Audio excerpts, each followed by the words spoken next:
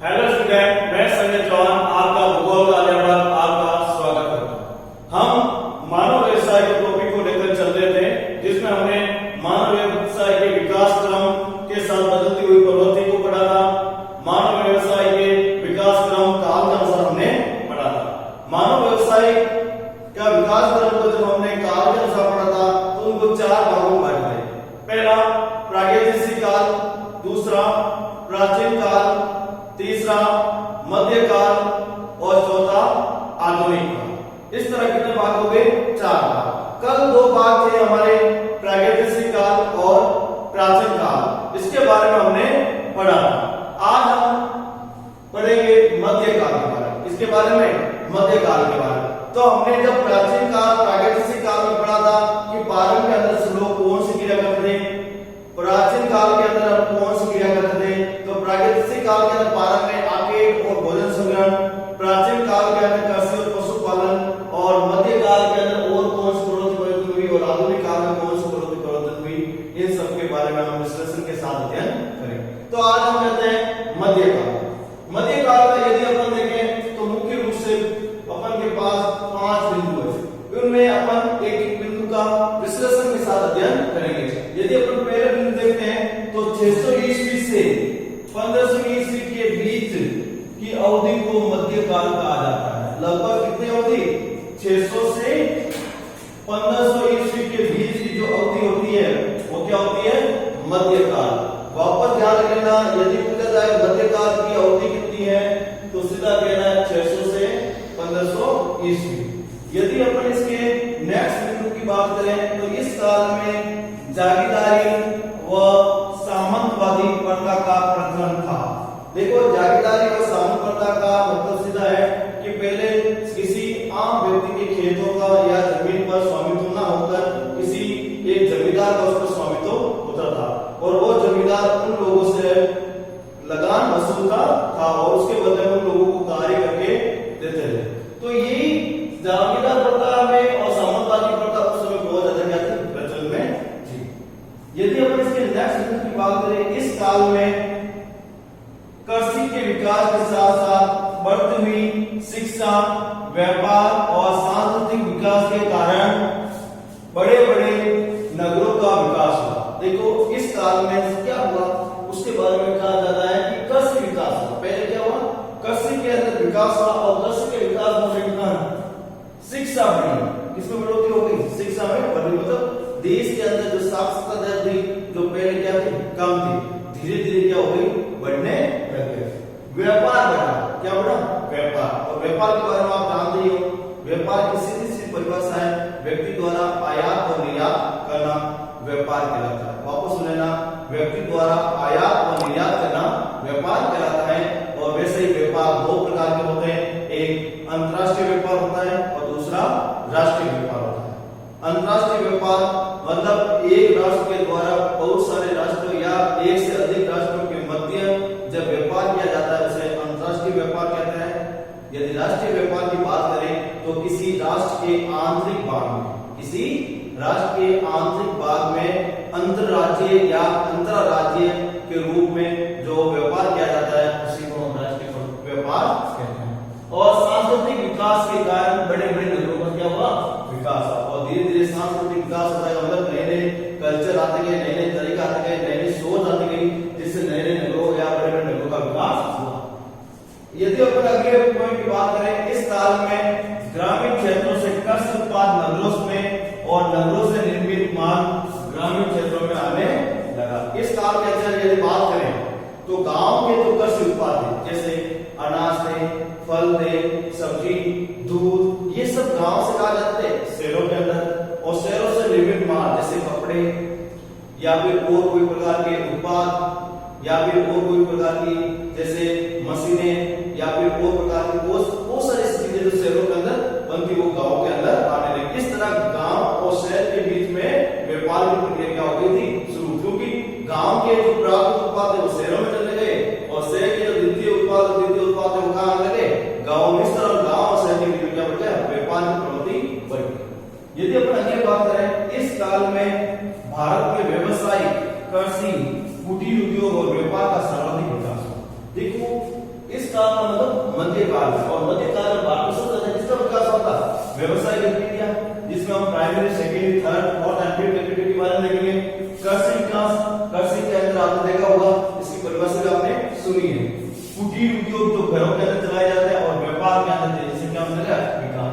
अब आपको पता ही है उद्योग क्या है, तो उद्योग किसी भी आपको परिभाषा पूछे तो उसकी परिभाषा है प्रकृति से प्राप्त होने वाले पदार्थों का मशीनरी द्वारा रूप परिवर्तन करके उसे मूल्यवान बनाए जाने वाली इकाई को क्या कहता है? उद्योग कहते हैं। और फिर उद्योग को कितने भाग में पढ़ेंगे? 3। पहला तो ये कुटीर उद्योग हो गया, दूसरा उद्योग है वो वर्त उद्योग हो गया, और तीसरा है तो वो कौन सा उद्योग हो जाएगा? आपके लघु उद्योग। इस तरह कितने उद्योग हो जाएंगे? 3 उद्योग हो जाता है जो आपके इस उद्योग के अंदर पढ़ने को मिलेंगे, जो आपका नेक्स्ट चैप्टर होगा। तो कुटीर उद्योग की यदि आपसे परिभाषा पूछी जाए तो एक ऐसा उद्योग जिससे व्यक्ति अपने घर के अंदर ही निम्न तकनीकी द्वारा, कम पूंजी द्वारा और कम श्रमिकों के द्वारा चलाता है, उसे हम क्या कहते हैं? कुटीर उद्योग। और व्यापार की परिभाषा भी हमने पढ़ी है। यदि अपन अब आगे बात करते हैं आधुनिक काल, यदि आधुनिक काल की बात की जाए तो आधुनिक काल के यदि हम पहला बिंदु देखें तो आधुनिक काल में 15वीं शताब्दी से वर्तमान समय की अवधि को आधुनिक काल कहते हैं। कितने से? 15वीं शताब्दी से लेकर 2020 तक मानो, वर्तमान मतलब 2020 तक की जो प्रवृत्ति है वो कौन सी कहलाएगी? आधुनिक काल। क्योंकि 15वीं शताब्दी से लेकर वर्तमान का मतलब 2020 की जो अवधि होगी वो क्या कहलाएगी? आधुनिक काल। इस काल में तकनीकी विकास, देखो किसका विकास हुआ? नई नई तकनीकी विकास हुआ, खोज आविष्कार के साथ आधुनिक विकसित मानव व्यवसाय का उदय होने लगा। तो यदि अपन इसमें देखें तृतीय बिंदु में, तो आधुनिक काल के अंदर नई नई खोज हुई, नई नई आविष्कार हुए, और नई नई खोज और नए नए आविष्कार के कारण नए नए उद्योगों का क्या हुआ? विकास हुआ, और नए नए रोजगार की प्रवृत्ति बढ़ी, जिसके कारण लोगों के अन्य व्यवसाय का प्रयोग होने लगा। पहले आपने देखा था कुछ लोग कृषि करते थे, कुछ आखेट करते थे, कुछ संग्रहण करते थे, कुछ पशुपालन करते थे, कुछ और कृषि किया करते थे। लेकिन वर्तमान में आप देखते कोई इंजीनियर बन गया, कोई वैज्ञानिक बन रहा है, कोई डॉक्टर बन रहा है, या तो और बहुत सारे प्रकार की तरीके से अपना व्यापार या व्यवसाय कर रहा है। उसका कारण क्या है? खोज और आविष्कार है, जिससे नई नई तकनीकी मिली और नए नए रोजगार का उदय हुआ। यदि अपन अगले बिंदु को देखें, इस काल में प्राथमिक व्यवसाय की तुलना में द्वितीय, तृतीय, चतुर्थ एवं पंचम व्यवसाय के अंदर जुड़ने लगे। देखो पहले जो लोग थे, चाहे अपन प्रागैतिहासिक काल की बात करो, प्राचीन काल की बात करो, यदि मध्यम काल की बात, जिसमें अधिकांश जो लोग होते थे वो लोग किस में कार्य करते थे? प्राथमिक व्यवसाय, प्राइमरी एक्टिविटी। लेकिन आधुनिक काल में आते आते लोग प्राथमिक व्यवसाय की तुलना में ज्यादा काम किसमें करते हैं? द्वितीय, तृतीय, चतुर्थ, पंचम व्यवसाय में काम करने लगे। और इसके बारे में हम विश्लेषण के साथ नेक्स्ट जो टॉपिक होगा उसमें पढ़ेंगे कि प्राथमिक व्यवसाय क्या है, द्वितीय व्यवसाय क्या है, तृतीय व्यवसाय क्या है, चतुर्थ व्यवसाय क्या है, इन सब के बारे में विश्लेषण के साथ अध्ययन करेंगे। यदि अपन अगले बिंदु की बात करें तो 19वीं शताब्दी में कृषि उत्पादन में उन्नत बीजों, रसायनों, कीटनाशकों, दवाओं और उन्नत मशीनों का उपयोग होने लगा। देखो 19वीं शताब्दी के अंदर आपको मालूम है हमारे देश में और विश्व के बहुत सारे देशों में हरित क्रांति की शुरुआत हुई। किसकी शुरुआत हुई थी? हरित क्रांति। और आपको पता ही है हरित क्रांति की शुरुआत भारत के अंदर कब हुई? 1967 में। कब हुई थी? 1967 में जब हरित क्रांति की शुरुआत हुई थी। और हरित क्रांति के जो जनक है भारत के अंदर वो है एम.एस. स्वामीनाथन। कौन है? एम.एस. स्वामीनाथन भारत के अंदर हरित क्रांति की जनक एम.एस. स्वामीनाथन, ये भारत के अंदर हरित क्रांति के क्या है? जनक। यदि आपसे विश्व के अंदर हरित क्रांति के जनक पूछे तो इसका नॉर्मन बोरलॉग है। नॉर्मन बोरलॉग है। वापस याद रख लेना 19वीं शताब्दी की शुरुआत हुई थी। हरित क्रांति की शुरुआत हुई थी कब हुई थी? 1967 में। और 1967 में हुई थी। उस समय भारत के अंदर हरित क्रांति के जनक किसे माना जाता है? एम.एस. स्वामीनाथन को। और विश्व हरित क्रांति के जनक किसे माना जाता है? नॉर्मन बोरलॉग को। ये दोनों विश्व और भारतीय हरित क्रांति के जनक है। और नॉर्मन बोरलॉग ने गेहूं की फसल की खोज की थी और साथ में चावल की भी खोने को की खोज की थी। तो इसमें वापस देखिए 19वीं शताब्दी में कृषि के उन्नत बीजों मतलब जो हाइब्रिड बीज है उसका उपयोग होने लग गया। रासायनिक खाद जैसे डीएपी है, यूरिया है, अमोनिया है, उन सब का उपयोग होने लगा। और कीटनाशक आपको पता ही है, जैसे मूंग की फसल हो, कपास की फसल हो, या तो बहुत सारी ऐसी फसलें हैं जिनको कीड़े लगने की संभावना होती है, तो उनको बचाव के लिए किसका प्रयोग होने लगा है? कीटनाशक दवाइयों का और उन्नत मशीनों। पहले खेत को जोतने के लिए बैल और हल का प्रयोग किया जाता है, इसका किया जाता बैल हल। लेकिन वर्तमान के अंदर बहुत सारे जैसे ट्रैक्टर है, जो मशीन है, इसके अलावा विभिन्न प्रकार की और प्रवृत्ति आ गई, जिसके कारण कृषि करना क्या हो गया? आसान हो गया। यदि हम अगले बिंदु की बात करें, इस काल में औद्योगिकरण क्रियाओं के लिए वर्ग स्तर पर विभिन्न खनिज जैसे लोहा, तांबा, जस्ता, सीसा आदि का प्रयोग वैज्ञानिक रूप से होने लगा। देखो आधुनिक काल के अंदर क्या हुआ कि औद्योगिक क्रियाओं की वृद्धि हुई और औद्योगिक क्रियाओं में वृद्धि होने के कारण विभिन्न प्रकार के खनिज जो लोहा है, तांबा है, जस्ता है, सीसा आदि का क्या हो गया? प्रयोग। आपको पता ही है आज कोई भी प्रकार के उद्योग लगाए जाते हैं उनमें इन सभी खनिजों का एक महत्वपूर्ण योगदान होता है। और आपको पता ही है लोह को आधारभूत खनिज भी कहा जाता है। लोह को आधारभूत खनिज भी कहा जाता है। क्यों कहा जाता है? कि लोह एकमात्र ऐसा उद्योग है जो अन्य उद्योगों के लिए रीढ़ की हड्डी है, क्योंकि जो मशीनें हैं वो पूर्ण रूप से किससे बनती है? लोहे से। यदि लोह नहीं होगा तो कोई उद्योग की स्थापना की कल्पना भी नहीं की जा सकती। और आपको पता ही है खनिज की परिभाषा क्या है? जमीन से खोदकर खनिजों को बाहर निकालने की प्रक्रिया खनन कहलाती है। लेकिन खनिज की जो परिभाषा आती है तो जमीन से खोदकर निकाले गए पदार्थ को क्या कहते हैं? खनिज। देखो खनन और खनिज में यही अंतर है। खनन के अंदर क्या होती है? प्रक्रिया होती है, तो जमीन को खोदकर खनिजों को बाहर निकालने की प्रक्रिया होती है। और खनिज जमीन से खोदकर खनिजों को जो जमीन को खोदकर निकाले गए पदार्थ क्या कहते हैं? खनिज। अब लोह खनिज है, लोह खनिज आपको मैंने बताया कि इसे आधारभूत खनिज भी कहा जाता है। और आपको पता ही है विश्व के अंदर लोह के सबसे जो भंडार, बड़े बड़े भंडार भी पाए देखने को मिलते हैं। और तांबा के लिए, जस्ता के लिए, सीसा के भी है। तो अब अपन अगले बिंदु का अध्ययन करते हैं। यदि हमने देखा था कि उद्योगों के विकास के लिए जो लोहा होता है उसका बहुत बड़ा योगदान होता है। यदि आपको पूछ ले विश्व में सबसे ज्यादा लोहा का उत्पादन कौन करता है, तो अपन को याद रखना है ब्राजील। कौन करता है? ब्राजील। और यदि भारत के अंदर इसकी बात की जाए तो सबसे ज्यादा जो लोहा का उत्पन्न होता है वो कहाँ होता है? कर्नाटक। कहाँ होता है? कर्नाटक। और फिर अपन के राजस्थान की बात की जाए तो किसका हो जाएगा? जयपुर। तो ये विश्व में ब्राजील, भारत में कर्नाटक और राजस्थान में जयपुर। यदि तांबे की बात की जाए तो तांबे को यदि देखा जाए तो विश्व में सबसे ज्यादा उत्पन्न करने वाला जो तांबा है वो देश है चिली। कौन सा देश है? चिली। यदि भारत के अंदर देखा जाए तो सबसे ज्यादा जो तांबा है वो है झारखंड। कौन है? झारखंड। और भारत के बाद राजस्थान की बात अगर की जाए तो हमारे कौन सा है? झुंझुनू खेती। वहां पर यह तांबे का उत्पादन होता है।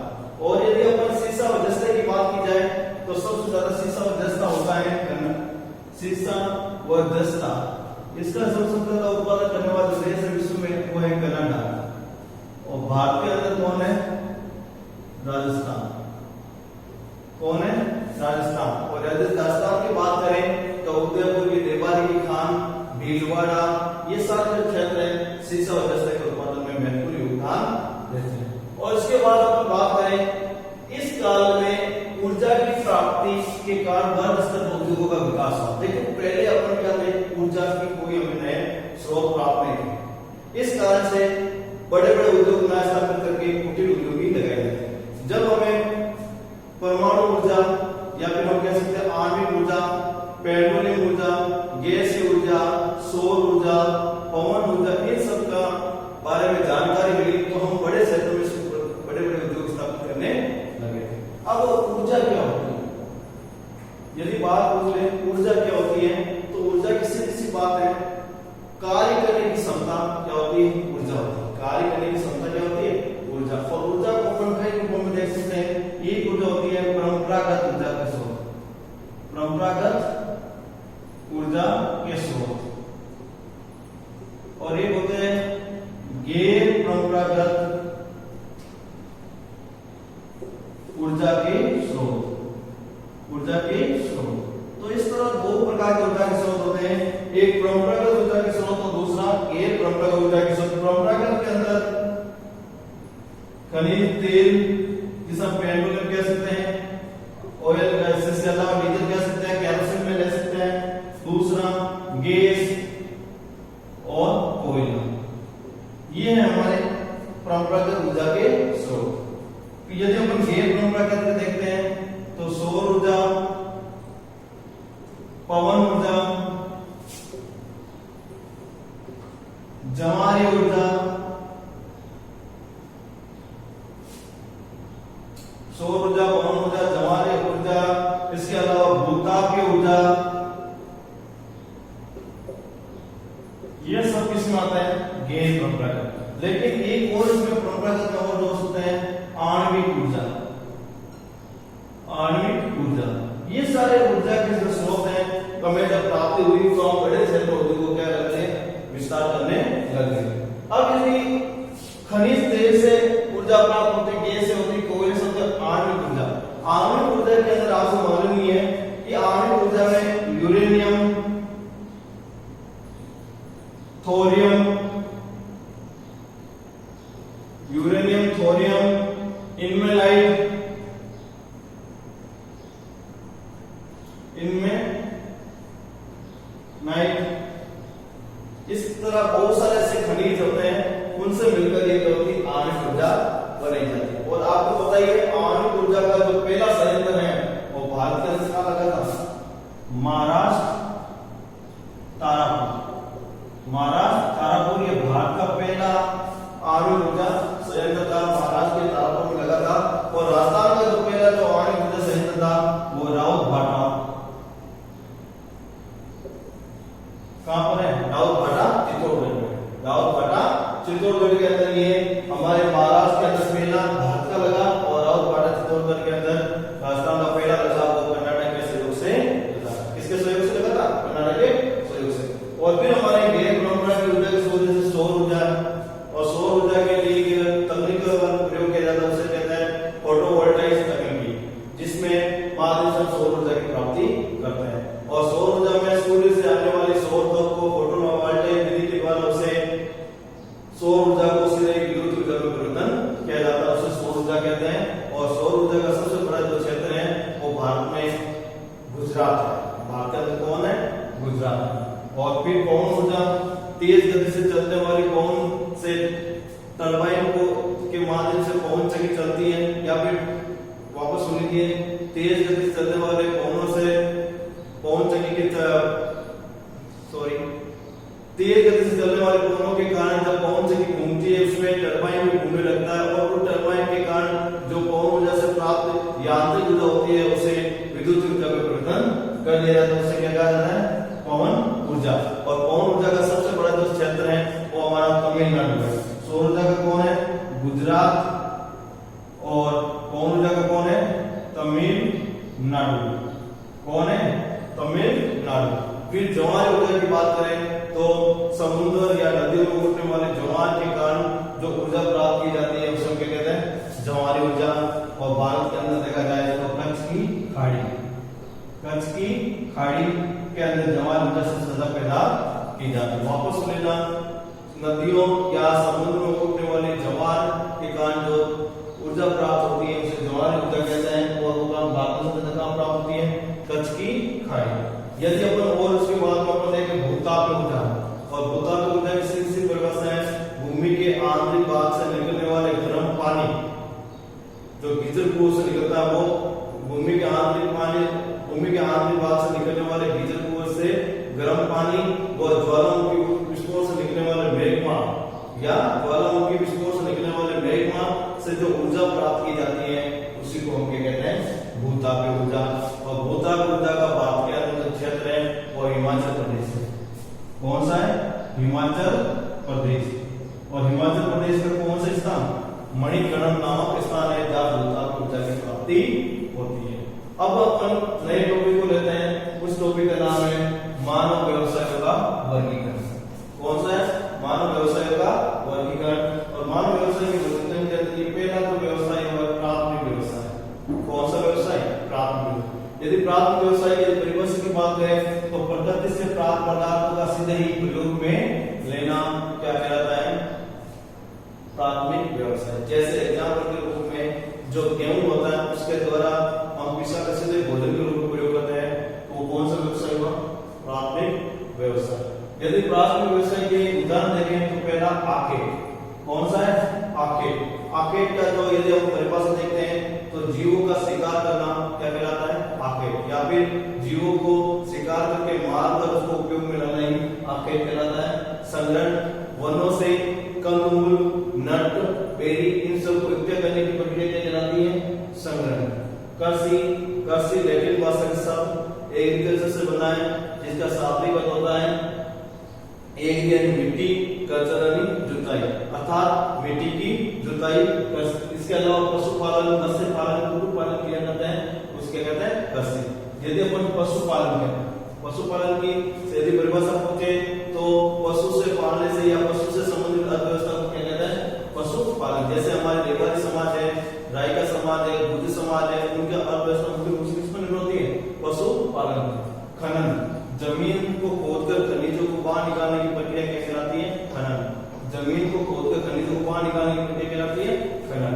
यदि अपन तृतीय क्रिया की बात करें या तृतीय व्यवसाय की बात करें तो यदि इसकी परिभाषा पूछी जाए तो सीधी सी परिभाषा है प्रकृति से प्राप्त पदार्थों का सीधे ही प्रयोग में न लेकर बल्कि उसको मशीनरी द्वारा रूप परिवर्तन करके उपयोग में लाना क्या कहलाता है? देखो इसमें प्राथमिक व्यवसाय में हम क्या कर सकते हैं? सीधे ही प्रयोग में लाया जा सकता है, लेकिन तृतीय व्यवसाय में सीधे ही प्रयोग में नहीं लाया जाता बल्कि उसका क्या किया जाता है? मशीनरी द्वारा रूप परिवर्तन किया जाता है और रूप परिवर्तन करके उसको उपयोग में लिया जाता है। एग्जाम्पल के रूप में बता रहा हूँ आपको उदाहरण, सीधा सा उदाहरण है। जैसे अपन कपड़े खरीदते, हमें प्रकृति से क्या प्राप्त हुआ था? कपास। क्या हुआ था प्राप्त? कपास। कपास को हमने मशीनरी द्वारा उसके पहले रेशे को इकट्ठा किया, रेशे से हमने उससे धागे बनाए, धागे को बुनकर हमने कपड़े बनाए, फिर उसके अंदर रंग डाला, फिर हमने उसकी डिजाइन बनाकर हमने अपने व्यवस्था के रूप में उसको धारण किया। तो इस तरह धीरे धीरे प्रकृति से प्राप्त कपास का क्या हो गया? बार बार रूप परिवर्तन किया गया और जैसे जैसे रूप परिवर्तन होता गया वो मूल्यवान भी होता गया। आज अपन कपास के रेट मान लो 100 रुपए किलो मान लो, और उसी 1 किलो कपास यदि कपड़ा बन जाता तो 500 रुपए में बिकता। तो मतलब रूप परिवर्तन होने के बाद ये मूल्यवान भी हो जाता है। जैसे विनिर्माण, विनिर्माण को यदि अपन तोड़ कर देखते हैं, विनिर्माण का अर्थ होता है कि किसी वस्तु को बार बार उसका निर्माण करना, वो बोलता है विनिर्माण। किसी वस्तु को बार बार उसका निर्माण करने की प्रक्रिया क्या कहलाती है? विनिर्माण। निर्माण क्रिया को अपन कौन पर के अनुसार आता है और बहुत सारी प्रक्रिया आती है। ऊर्जा उत्पादन, अभी हम ऊर्जा उत्पादन के बारे में पूरा विस्तार से हमने पढ़ा था कि ऊर्जा का उत्पादन कैसे होता है, वो सभी। प्रसंस्करण, यदि किसी उत्पाद को उससे अलग अलग प्रकार के उत्पाद बनाए जाते हैं, जैसे अपन को बहुत सारे आपने देखा होगा जेलीज आती है, फ्रूट जेली, तो ये सब इसके अंदर आता है? प्रसंस्करण के अंदर आते हैं। और अन्य प्रकार के जो निर्माण कार्य हैं वो भी हम कौन से व्यवसाय में लेते हैं? द्वितीयक व्यवसाय। अब यदि तृतीय व्यवसाय की बात करें या तृतीय क्रिया की बात करें तो इसकी जो परिभाषा है वो है सेवाओं से संबंधित की जाने वाली क्रिया को क्या कहते हैं? तृतीय व्यवसाय कहते हैं।